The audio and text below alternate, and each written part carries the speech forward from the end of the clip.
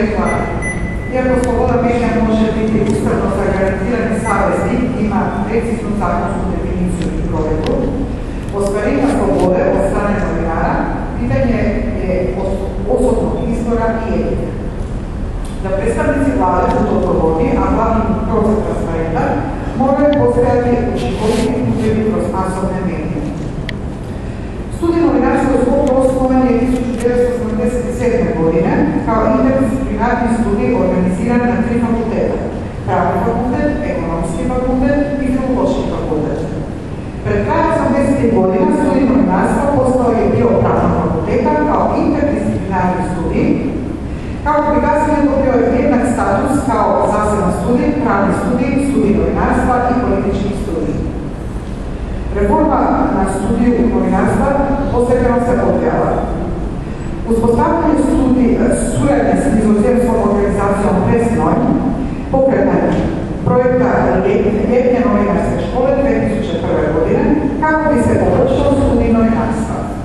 Ovo je projekt koji je 2004. godine preimenovan u novinarski laboratorij, imao cilj poboljšati studij, no i da služi kao način za identifikaciju i selekciju iskustva primjenjivih i u daljnjim procesima reformi. Održana je konferencija s temom modernizacija novinarskog obrazovanja, na kojoj su sudjelovali predstavnici medija, državnih institucija, sveučilišta, poznati i utjecajni intelektualci, međunarodne i nevladine organizacije i studenti sa studija novinarstva. Posjet stranih stručnjaka s ciljem procjena trenutne situacije studija.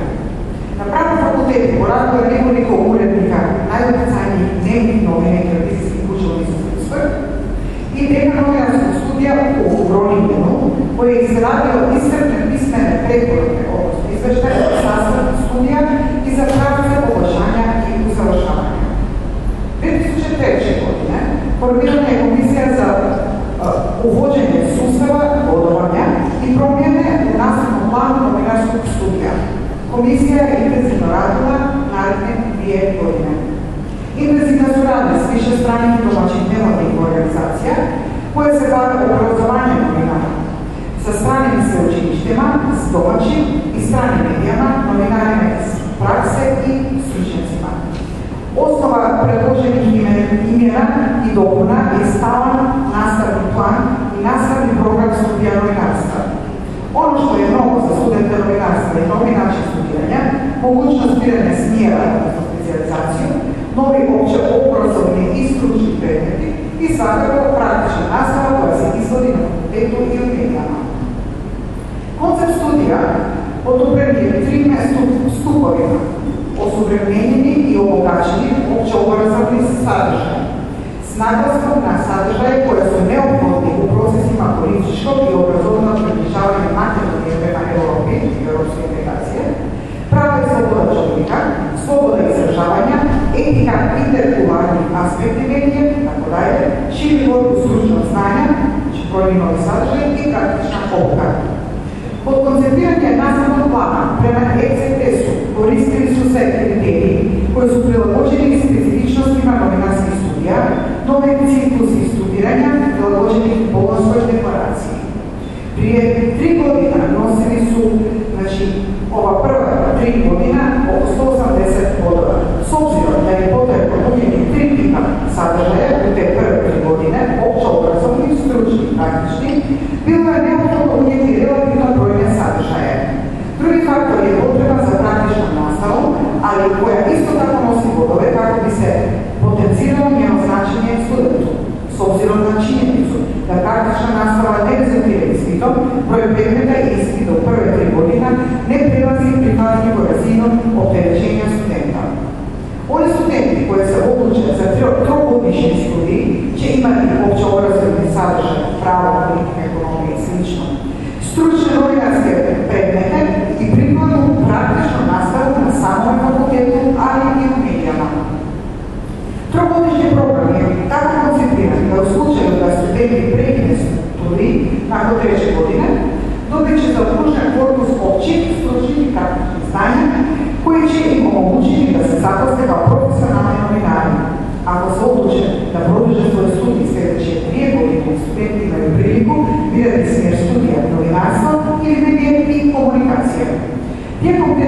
godine ponuđen program će im omogućiti dvojnu specijalizaciju prema izbornom smjeru novinarstva i medije i komunikacije i prema oblasti uz pomoć široke liste izbornih predmeta.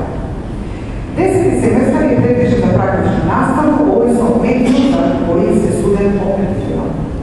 Udruga novinara Makedonije službeno je Udruga profesionalnih novinara Republike Makedonije.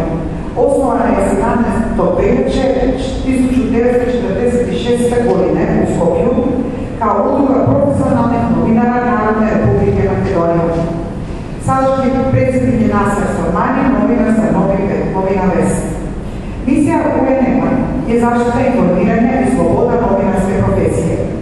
Snaga UNM-a je u njezinom članstvu, u njezinoj solidarnosti i energiji uloženo u borbi za zaštitu slobode i dostojanstva struke. Time UNM štiti najveće vrijednosti u društvu, pravo i slobodu izražavanja. Vizija koja vodi UNM je vraćanje povjerenja članstva u udrugu kao istinskog predstavnika i zaštitnika njihovih profesionalnih interesa. Prije svega, cilj UNM-a je ujedinjenje svih novinara bez obzira na njihove stavove i povladanje u smislu politike i podjele koje postoje normalno među novinarima Makedonije. UNM smatra da se samo ujedinjeni novinari mogu izboriti za poziciju koju zaslužuju u društvu i da budu ravnopravni partneri u razgovorima i pregovorima s vlasnicima medije, vlasti, političkih stranaka i drugih interesnih skupina za svoje interese. Ne manje važan cilj UNM-a je zaštita novinara od svih oblika pritiska, pogotovo pritiska koja se vrši krivičnim tužbama protiv njih za klevetom i uvredom. Trenutno na sudovima u Makedoniji postoji preko 300 takvih tužbi protiv novinara. Ova informacija od listopada 2012. godine. Udruga ima za cilj zacrtano promjenu zakonske regulative za dekriminalizaciju klevete i uvrede. Kao cilj UNM ima i uspostavu neovisnog regulatornog tijela u medijama u Makedoniji, što treba smanjiti stupanj autocenzure među novinarima, ali i podići razinu primjera stručnih etičkih standarda. Samo regulacija treba ujediniti novinare, vlastiti i javnost u jedno tijelo koja će štititi novinarstvo od improvizacije i zloupotrebe. UNM za svoje članove osigurava određene beneficije kao što su popusti kod putovanja, korištenje javnih usluga, ali i privilegije za jednu struku koja je u svakom društvu visoko ocijenjena. Posebni ciljevi zadaće udruge su braniti slobodu tiska, radija, televizije i drugih medija, borbu protiv njihove zloupotrebe, stvaranje monopola i bilo kakvog oblika cenzure na štetu istinitog, potpunog, nepristrasnog i pravodobnog informiranja javnosti. Štiti i unapređuje slobodu, prava i odgovornosti novinara na temelju Ustava i zakona Republike Makedonije, statuta i akta UNM-a kao međunarodnim dokumentima koji se odnosi na slobodu medija i realizaciju izražavanja i informiranja kao osnovnih ljudskih prava. Štiti ugled i dostojanstvo novinara i novinarske profesije i štiti i promiče slobodu kritičkog i kreativnog rada. Zastupa članove predstavlja pred općom zajednicom, aktivno sudjeluje u pripremi zakonskih propisa i međunarodnih konvencija u interesu struke i brani profesionalni interes u skladu s kodeksom novinara Makedonije. Kodeks novinara Makedonije prvo je sloboda medija i nepokretljivo pravo. Osnovna zadaća novinara je da poštuje pravo da javnost bude informirana u suglasno sa člankom 16 Ustava Republike Makedonije. Novinari imaju ulogu prenositi informacije, ideje i mišljenja i imaju pravo komentirati. Poštivajući etičke vrijednosti i profesionalne standarde u prenošenju informacija, novinari će biti časni, objektivni i točni. Pravo je dužnost novinara je da nastoji spriječiti cenzuru i iskrivljenje vijesti. Sljedeći svoju ulogu u građenju demokracije i civilnog društva, novinari će braniti čovjekova prava, dostojanstvo i slobodu, poštivati će pluralizam, ideja i stavova, pridonositi će jačanje pravne države i u kontroli vlasti i drugih subjekata iz javnog života.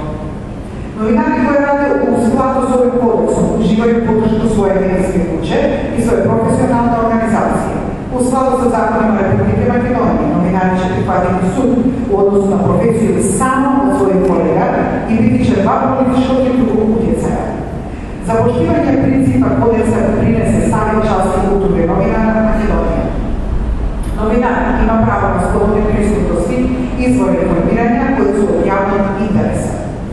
Novinar treba objavljivati točne, provjerene informacije i ne smije skrivati suštinske podatke i falsificirati dokumente. Ukoliko informacija ne može biti potvrđena ili se radi o pretpostavci, odnosno špekulaciji, to se treba reći i objaviti. Točnost informacije treba se provjeriti koliko god je to moguće. Ako je novinar spriječen doći do tražene informacije, ima pravo o tome informirati javnost.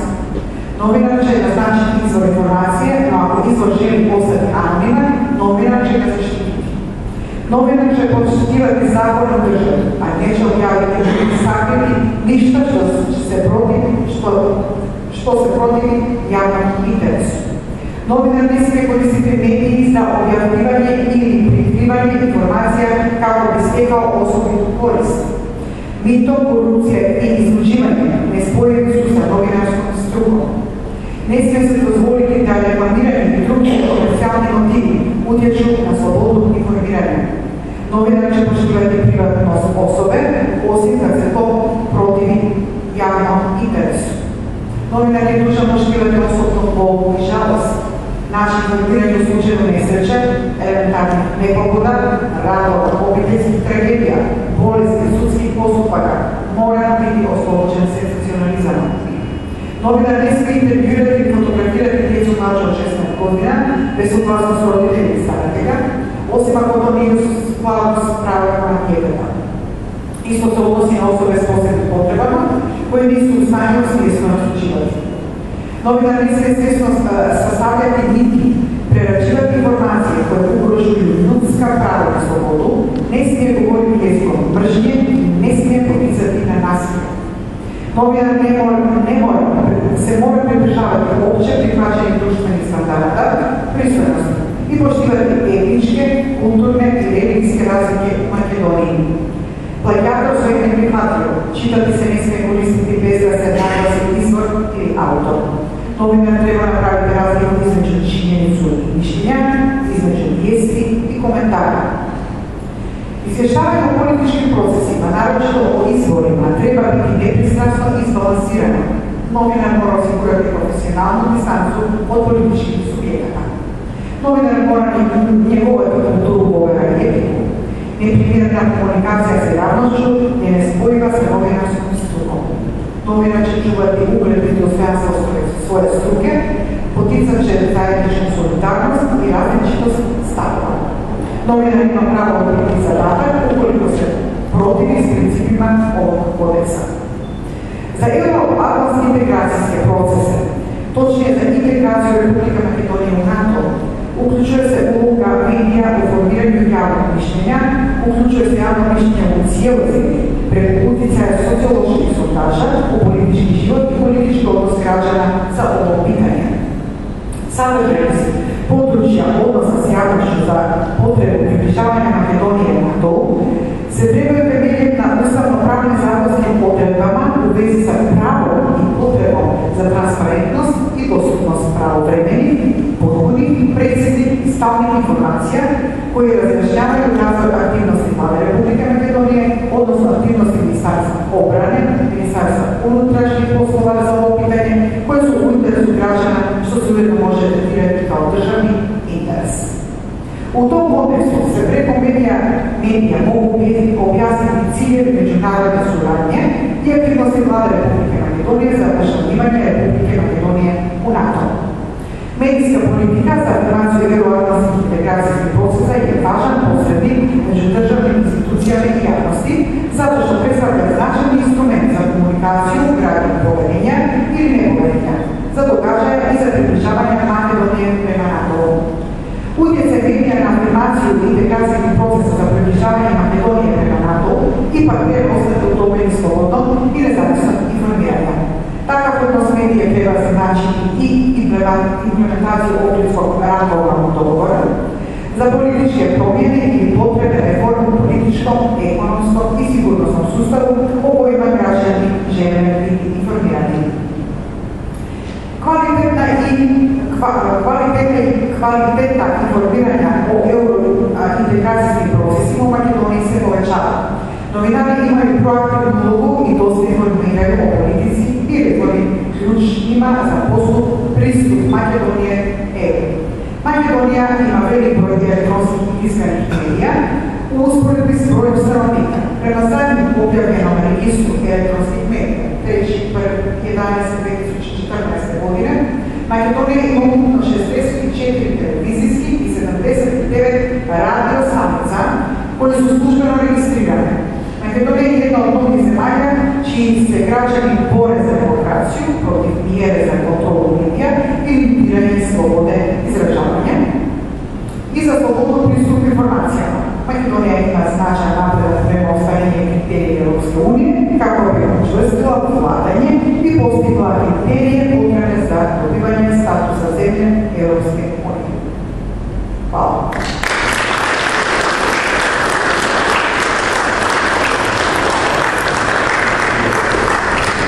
Hvala njezine ekscelencije doktorice znanosti Danijeli Berezovskoj, a koji se vam izlaganju možda neko odresno vjerojatno novinarstvo u Skopje.